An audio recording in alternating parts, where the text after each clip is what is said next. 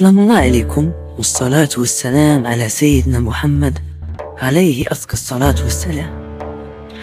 في هاد السردية اختاريت نهضر على أهم تجارة كان كيخدم فيها المغاربة، وكان عندها دور كبير في اقتصاد الدولة المغربية ومكانتها قدام دول عظيمة خاصة في أوروبا، واللي هي تجارة الذهب عبر القوافل الصحراوية، واللي كتاخد أو كتأكد على قوة المغاربة وذكائهم في تسيير وتنظيم تجارة من تخوم صحراء المغرب إلى شماله في اتجاه أوروبا.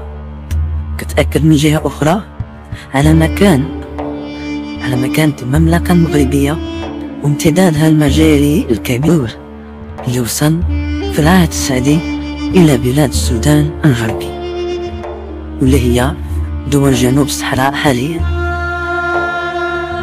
للمعلومة، لماذا سميت ببلاد السودان؟ ببساطة لأن سكانها كانوا سود في البشرة ديالهم، فأطلق عليها بلاد السودان الغربي، واللي ما كنقصدوش بها السودان الحالي، بل هي دول جنوب الصحراء حاليا بحال مالي والسنغال والنيجر، واللي لولا المغاربة لمعرفة هذه المناطق الإسلام أو حتى الطرق الصوفية. المهم، سنة 1591 وفي عهد السلطان المغربي أحمد المنصور السادس تمكن الجيش المغربي من فتح بلاد السودان الغربي ونشر الإسلام، وبفضل هذا الفتح العظيم ازدهرت تجارة الذهب عبر القوافل الصحراوية. فمنطقة تيزازا وتمبوكتو اللي كانت من بلاد السودان الغربي كانت هذه المناطق فيها مناجم ذهب كبيرة. أما منطقة درا اللي هي غنية عن التاريخ واللي ما زالت تحت السيطرة المغربية، واللي هي منطقة مغربية، كانت محطة لجميع الذهب وسعره، وكان فيها مناجم ذهب صغيرة. أما زاكورا فكانت محطة مركزية للقوافل كتخزن فيها الذهب اللي كيجيبوه من تيرازا وتمبوكتو باش ينقلوه لمراكش وفاس.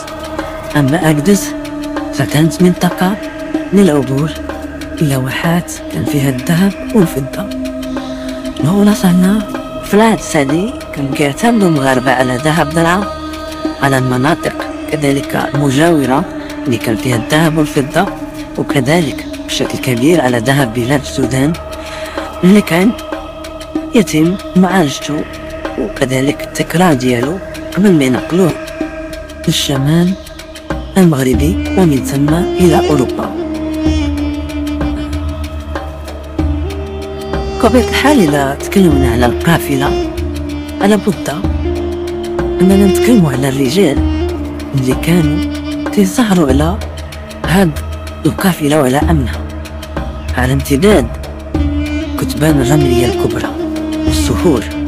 كانت القافلة المغربية تشق طريقها إما من درعا إلى تمبوكتو مباشرة، لكن شكون كان كيسهر على سلامة تجارها وعلى السلع المحملة؟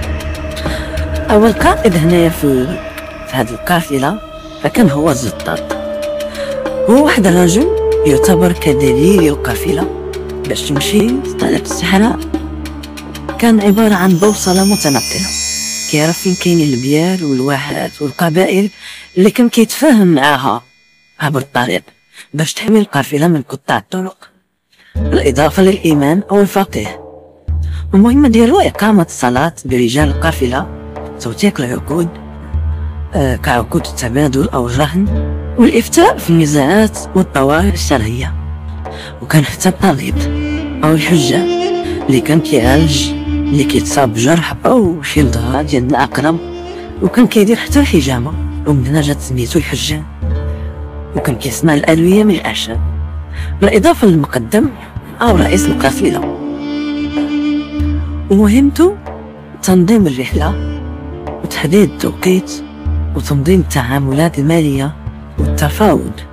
وغالبا ما كيكون تاجر عنده تجربة كبيرة أو مؤفد من السلطان المغربي، وكان حتى الحداد والنجار للمهام ديالهم إصلاح أي عطب، الصناديق أو السروج، بالإضافة للحارس اللي تيكون عنده السلاح والطباخ والمترجم، مجموعة ديال الكتبة اللي كانوا كيسجلوا أسماء التجار والبضائع، وكانوا كيقوموا بتحرير الفواتير وتوثيق الضرائب والصفقات التجارية. هنا بطبيعة الحال لابد أننا نتكلموا على طرق القوافل التجارية. كانت كل قافلة تجارية مغربية كتاخد شهور وسط العواصف الرملية، البرد الشديد في الليل، وكانت طريقها كتبدا من درعا، زاكورة، لطاطا، ثم تيرازا، أو من مراكش لسجل ماسة، ثم إلى زاكورة، ثم إلى طاطا، ثم تيرازا، أروان، ثم تمبوكتو، فنميجان، ووادي السنغال. كانت أحيانا كتنقل حوالي طن ديال الذهب على دار انجمان. وهنا لازم نتكلموا على مدينة عرفت واحد التطور كبير في الاقتصاد وفي العلم بفضل رجالها وبفضل المغاربة. هذه المدينة اللي كتواجد حاليا في مالي، لكنها كانت مدينة مغربية لأكثر من 3 قرون. السلطان السعدي أحمد المنصور السعدي أو الذهبي قام بضم هذه المدينة رسميا للمغرب سنة 1591 ميلادية بفضل الحملة العسكرية اللي تزعمها القائد جودر باشا.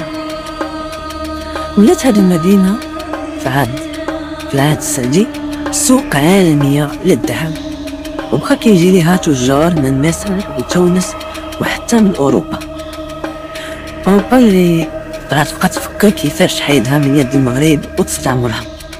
المهم هذه المدينة تمبوكتو في العصر السعدي المغربي ما كانش مجرد سوق عالمي للذهب، وإنما أيضا عاصمة للعلم بفضل العلماء المغاربة اللي مشاو ليها ومشاو للإسلام وساهموا في تأسيس المساجد وحتى الجامعة ديالها المسمى سانكوري خلال القرون الوسطى وبداية العصر الحديث، وبالأخص في عهد المرابطين والموحدين والسعديين. كانت عملة المغرب الدينار الذهبي من أقوى العملات النقدية في الشمال الأفريقي. طبعا المغرب استفاد من هذه التجارة ليقوم بها الاقتصاد والجيش ومول المنشآت العمرانية، وهذا دليل قصر البديع بمراكش اللي بناه السلطان أحمد المنصور السعدي بأموال وعائدات تجارة الذهب والملح من الصحراء. لكن للأسف تعلمنا من التاريخ أن أي تقدم كتعرفوا شي دولة إسلامية إلا وكيتم التدمير ديالو من طرف الدول الأوروبية. كان دليل ما وقع للإمبراطورية العثمانية وما وقع لمصر في عهد محمد علي. مصر الدولة الحديثة في القرن 19، يعني هاد التجربتين تم تدميرهما. هذا وقع للدولة المغربية، فمن بداية القرن 19 ولات كتواجه هاد الدولة إسبانيا وفرنسا بالأخص. هاد فرنسا اللي استعمرت كل ما كان للمغرب في بلاد السودان الغربي. كان دليل على ذلك اللغة الفرنسية اللي ردتها لغة رسمية لسكان هاد البلاد. والطامة الكبرى قد تقدر إسبانيا تستعمر حتى مدينة تمبوكتو سنة 1893 ميلادية، أي في أواخر القرن 19، بعد ما عاشت هذه المدينة العصر الذهبي بتبعيتها للمملكة المغربية. هذه المملكة اللي شيدت فيها مساجد وجامعات ومدارس وأسواق، ونشرت فيها الثقافة الإسلامية واللغة العربية. وأول تدمير لهذه المدينة كان هو تغيير طريقة تجارة الذهب من اتجاه الشمال إلى المغرب إلى اتجاه الغرب نحو المحيط الأطلسي باش تاخذ طريقها لفرنسا. الأمر من ذلك أن التواجد المغربي كان كيشتغل بمنطق رابح وكيدفع ثمن الذهب المستخرج من وحتى العائدات المالية اللي كان كيصرف على المنشآت فكان طبيعة الحال كيحصل عليها من خلال التجارة، أي بيع والشراء. أما بالنسبة لفرنسا فعندما استعمرت تمبوكتو ومناطق بلاد السودان عموما قامت بتدمير تجارة القوافي. لكن بالرغم من هذا الشيء كله ومن هذه النهاية المأساوية، ظلت بلاد السودان الغربي أو ما يسمى حاليا بلاد جنوب الصحراء بغرب إفريقيا وفية للمغرب، فقد حافظت على إسلامها وحاربت من أجل الحفاظ على اللغة العربية وعلى مكتباتها التي تزخر لحد الآن بمخطوطات مغربية كبيرة وعريقة، وكتأكد على ذاك العصر الذهبي العلمي اللي عرفته هذه المنطقة وبالأخص تمبوكتو. وأيضا حافظت على تبعيتها للطرق الصوفية المغربية وفي طليعتها طريقة تيجانية. ما زال هناك زوار، ما زال هناك حجاج من هذه المناطق يفدون إلى المغرب للحضور للمواسم ديال هذه الزوايا الصوفية. وما زال هناك مساجد بالعمران المغربي الأصيل في هذه المناطق منذ العصر يعني السعدي إلى يومنا الحالي. وما زال هناك علاقات وطيدة ما بين المغرب وما بين دول جنوب الصحراء. أتمنى نكون بهذه السردية حكيت ولو وقليل عن هذه التجارة وعن أهميتها وعن هذه النهاية اللي ما كانش المغرب يطمح إليها، ولكن شاءت الأقدار أن تتفوق أوروبا وأن تأخذ من المغرب هذه البلاد الشاسعة. باش نأكد مرة أخرى على أن الإمبراطورية المغربية كان لها امتداد مجاري كبير وكبير في الصحراء.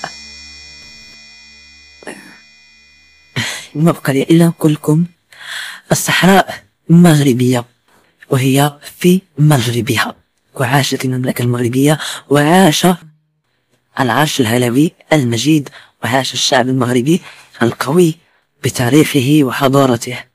شكرا.